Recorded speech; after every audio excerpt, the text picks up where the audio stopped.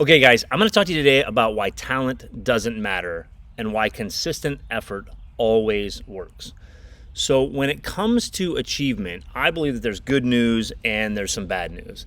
So, the good news is that we're often talented in the area of our giftedness. For instance, I believe that one of my gifts is that of being able to quickly see a path to a solution for a client and to guide them toward the best solution that actually accomplishes their goals. So, that's really good news, right?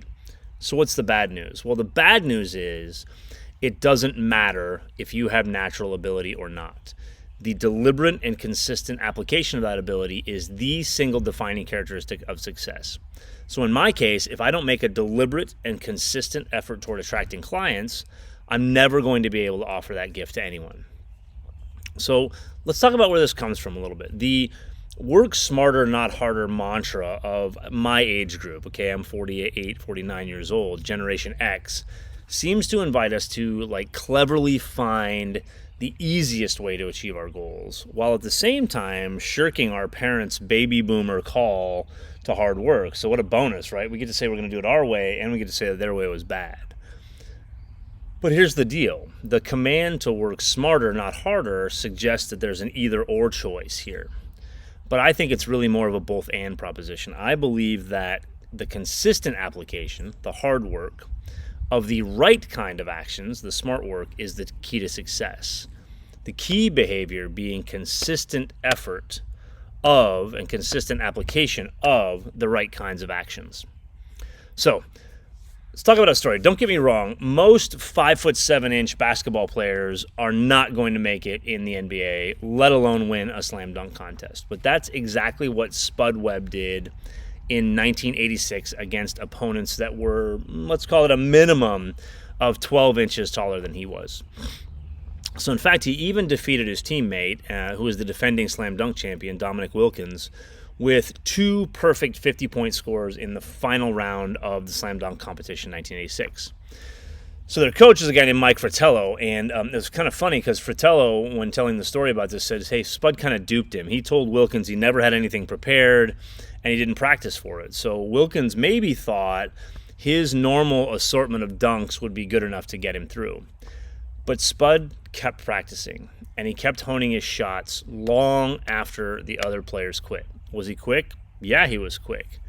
Did he have unusual jumping ability for his size? Yes, he could dunk at 5'3" when he was in middle school.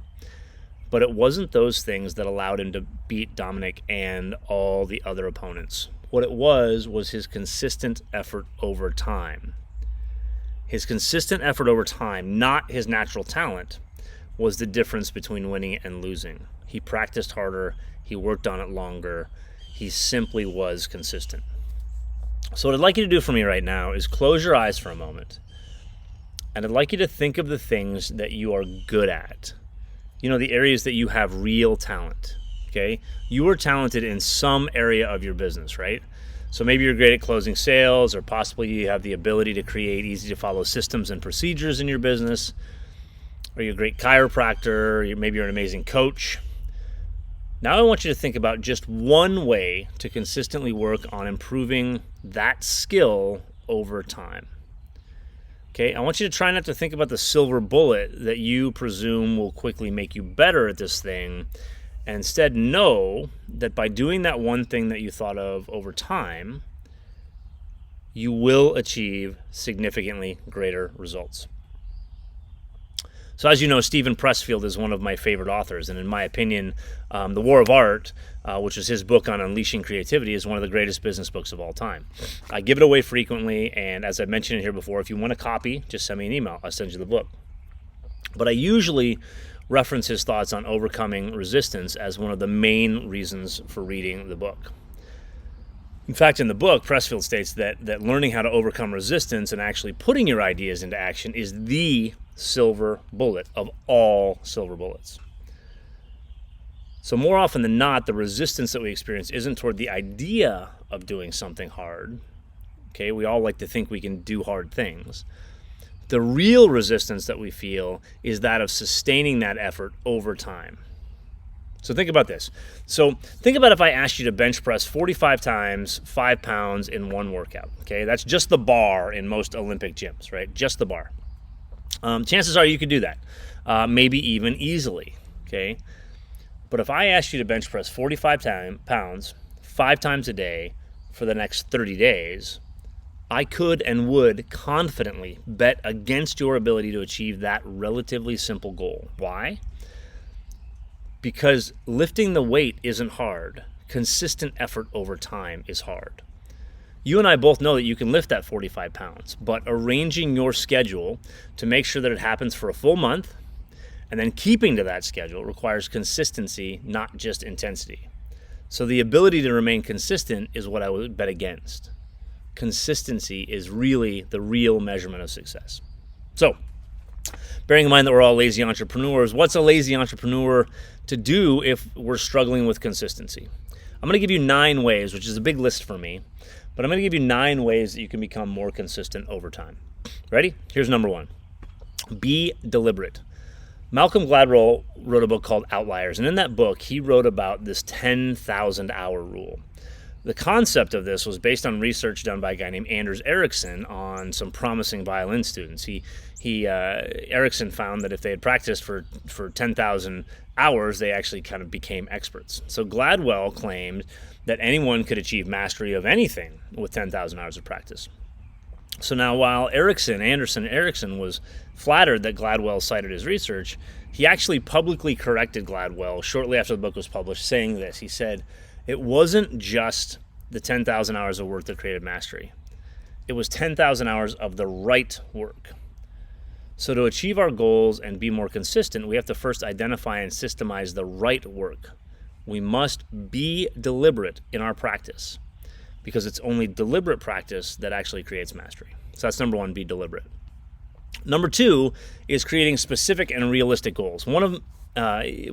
Once in one of my mastermind groups that was focused on coaching, I asked the participants for their business development goals for the month. And while most of the participants created goals like, I want to add 1 new client this month, or I want to reach out to 5 new prospects each week, one of the participants proudly would state his goal like 5x as big as anybody else's. So if they said, I want 1 new client this month, he'd say, I'm going to have 5 new clients this month. If they said, I'm going to reach out to 5 new prospects each week, he would say 25. So what's interesting is this guy was a brand new coach. He only had 1 or 2 paying clients at a time. And he wasn't creating a goal that was a stretch goal. He was creating a goal because it sounded big, okay? But it wasn't realistic, okay? His goal was simply too big and too unrealistic for him. Here's what's interesting is that guy never achieved even 1 new client a month regularly in the entire time that we ran that mastermind. So specific and realistic goals, or even goals that seem too easy, are far better in the long run than some crazy over-the-top goals. So number 2 is create specific and realistic goals. Number 3, create and stick to an ideal week or a schedule.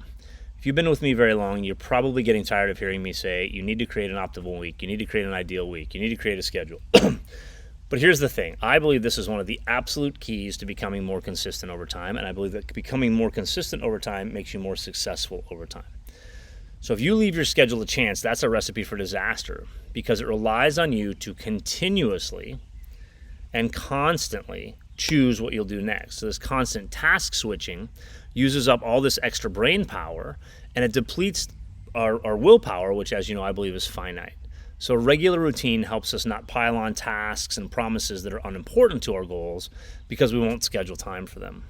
Okay, so number 3, create and stick to an ideal week or schedule. Number 4, surround yourself with reminders. In my office, I have 3 posters that remind me of what the most important things are to remember regarding my work. The first one says, start where you are, use what you have, do what you can. And it reminds me that there will never be a perfect time to do anything. The second says, there ain't no rules around here. We're trying to accomplish something, which is a reminder to me to not get caught up in the shoulds of life and business and to simply focus on the goal. And the final poster is pretty self-explanatory, and it's actually my favorite of them all. Sometimes you see it in my videos. It simply says, get shit done. So number 4 is give yourself reminders and surround yourself with reminders as you're trying to become more consistent. Number 5, make promises only if you can keep them. Consistency often involves making commitments and keeping them. It's easy to get overwhelmed if you make too many promises. If you think a request may be difficult to honor, just say no. An unfulfilled promise, no matter the excuse, is significantly more damaging than rejecting the request in the first place. So number 5, make promises only if you can keep them. Number 6, make mistakes. Okay, make mistakes and keep going. Perfectionism is the bane of the entrepreneur's existence. It keeps us from finishing what we start, or in many cases, it keeps us from even starting because we're afraid to make a mistake. So instead of shying away from mistakes, and we do this because we put too much weight on each individual action, we need to embrace action as the goal instead of the outcome of the action. Mistakes give us a chance to improve upon our last effort. Think about it. You didn't walk the first time your parents put you on the floor, did you? No. You had to keep trying. You had to be consistent. They had to be consistent. Okay, so number 6, make mistakes and keep going. Number 7 is rest. Consistency doesn't mean that you're working all the time. In fact, if you give yourself time to recover, you're going to improve your productivity and you're going to avoid burning out. So schedule in time for yourself and don't let that get in the way. Many of the entrepreneurs that I work with used to believe that it took 60 to 80 hours a week or more to be successful. Newsflash, it doesn't. Okay? Taking time off to reflect and recharge is going to allow your brain to get excited about your next period of action. It's going to get you to be more productive in that action. Becoming productive is going to allow you to become more consistent. So number 7 is rest. Number 8 is to create external accountability. One of the greatest challenges of being your own boss is the fact that you are responsible for no one other than yourself. Okay? They say it's lonely at the top for a reason. And while this is definitely one of the reasons that you chose this life, it's also one of the reasons that entrepreneurship is so hard. Okay? To be consistent, you have to make sure that you recognize when you don't reach the standards and the goals that you've set. That's really hard for us to do that ourselves. So that's why external accountability helps. External accountability, a coach or a mastermind group, can help you with that. If you don't have a coach or a mastermind group to hold you accountable, you can go to coach.me and search for accountability coach. You can hire a coach like Kelly Parker for as little as like $25 a week, including unlimited messaging with Kelly, daily check-ins, etc. But it really helps that someone else knows your goals and will hold you externally accountable. Number 9, finally, is to train out negative thinking. Negative thinking is the bane of consistency and willpower. Okay, so when you think negatively, you are making yourself less likely to be able to hold on to your consistent actions. So pay attention to negative thought patterns that are going to hinder you in the future. Catch yourself if you start thinking, I can't do this, or I'm stupid. And when you notice these negative thought patterns, turn them around or introduce more positive or at least neutral thought.